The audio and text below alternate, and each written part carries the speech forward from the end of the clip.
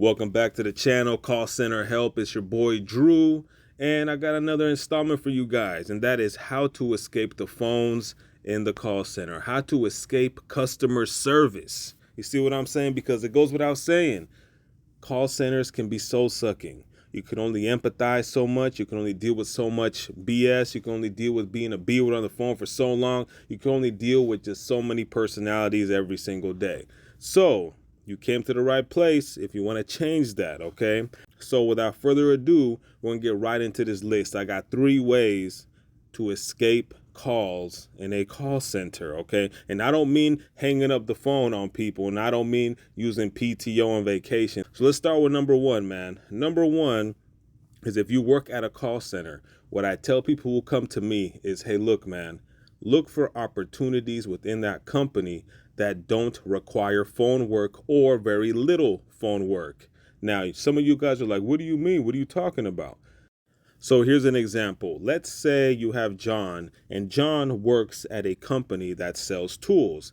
John's job is to pick up the phone 50 times a day because people are either cussing him out, they're irate because they didn't get their order, maybe they're placing a new order, maybe something got lost in shipping, okay? Sounds pretty simple, but here's where John is not thinking. John, who hates the phones, hasn't thought to himself, wait a minute, there's a sales team here. There's a warehouse here. There's a scheduler here. Maybe there's a courier here. The point is, those are some positions John can look into to get off the phone. And this goes without saying, but I'm going to say it. If you have a good manager, they can point you into the right direction. So let's say John is doing well on his metrics, well on his reviews, and he's like, hey, manager, I see that you guys have a warehouse.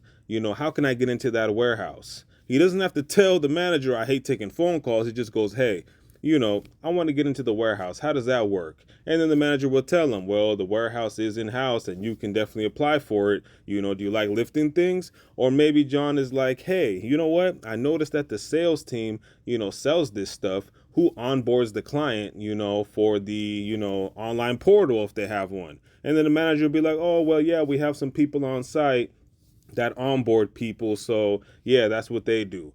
You see what I'm getting at? If you network just a little bit with your manager, you can get into other positions that don't require phone work. You know what I'm saying? Especially for companies that are like brick and mortar, you know what I'm saying? Or companies that deal with bricks and mortar and lumber and tools and, things like that. They may have warehouse positions. They may have positions where you just, deliver things back and forth. So thinking outside of the box can get you off the phones.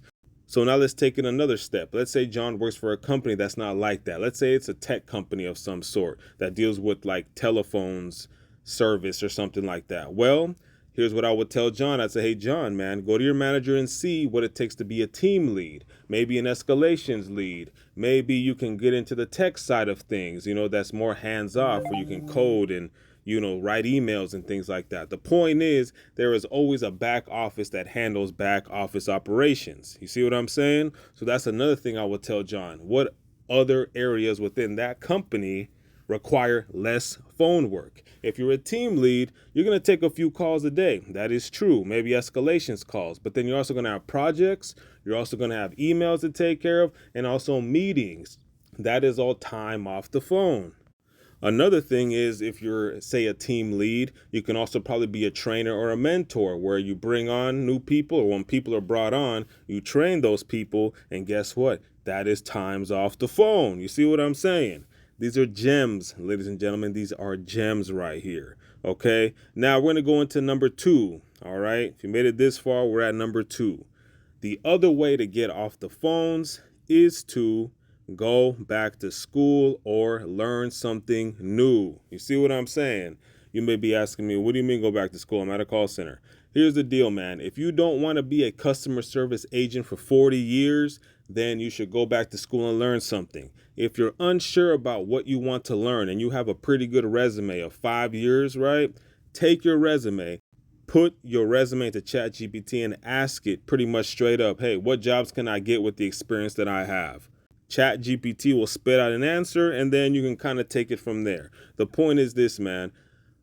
Call center work is pretty much the new fast food. You don't really need any experience to get into it. So the more you level up with your education, the better you're off into doing other things. For example, some call centers require their managers to have bachelor's degrees. You see what I'm saying? Or if, say, you wanted to get into the tech side of things where you just code, well, you need a degree for that or some type of certificate. You see what I'm saying? So definitely level up your knowledge into something. And if you're unsure, get on ChatGPT or whatever AI you like to use, Gemini, it doesn't really matter.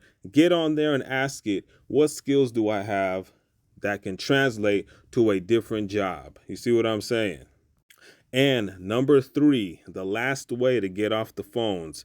And this kind of blends number 2, I'll be honest, but I'm still going to say it. Get education in the call center, in the industry that you're in. You see what I'm saying? Here's what I'm talking about. Let's say you work for a payroll company, okay? And you're just taking calls, answering basic questions about payroll. Hey, why didn't my checks go out? Hey, I fired someone. Can you take them off my payroll on the portal, et cetera, et cetera? If you really think about it, right, this is a payroll company. Perhaps they can offer you a way to get certified to be a payroll person. You get what I'm saying? Where you learn how to do payroll on your own. You get what I'm saying? Let's say you work for a plumbing company and you take calls there, customer service calls all day. Maybe you can ask the manager, hey, I've been thinking about becoming a plumber myself. And he might go, well, hey, you know what? That's a good idea. We can train you up. We can pay for everything. You can be a plumber. What I'm getting at is some of these companies will pay for your education to do something within that industry, within that company, and it's pretty much free. You see what I'm saying? Even in financial services, if you work for a financial service company, they might say, hey, you know what? Or you might think, hey, you guys got notary, right? Oh, can I be a notary? Oh, can I get, my investment banking license or whatever the heck?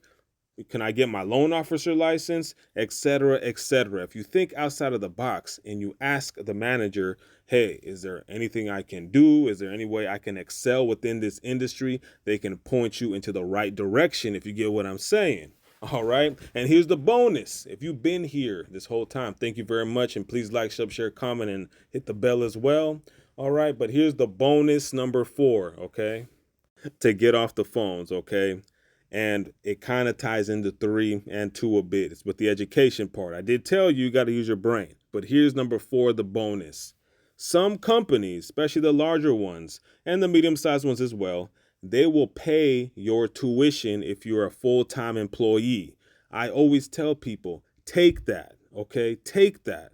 You know what I'm saying? Because one of 2 things is going to happen. Number 1, you're going to learn something great that can take you into the upper echelons of the company, or what I like to call the dark side. Or number 2, that sets you up for another career somewhere else where you get paid more. You get what I'm saying? And it's on the company's dime, okay? And here's a quick example. Amazon. If you're a full-time employee and you work for Amazon in the warehouse or wherever, the phones, whatever the heck, if you work there for about 90 to 180 days, I can't remember, they might change it, they will pay for your college, okay? I can't remember what college it is, but I put it in the description. But pretty much they will pay your tuition, my friend. So pretty much you're going to get paid to go to school. And when you get out of there, you'll be a better person because now you can get out of that call center gig or whatever it is that you're doing at Amazon. You see what I'm saying? And that is not the only company that does this. So keep that in mind. So that's a lot of information. I get it, homie.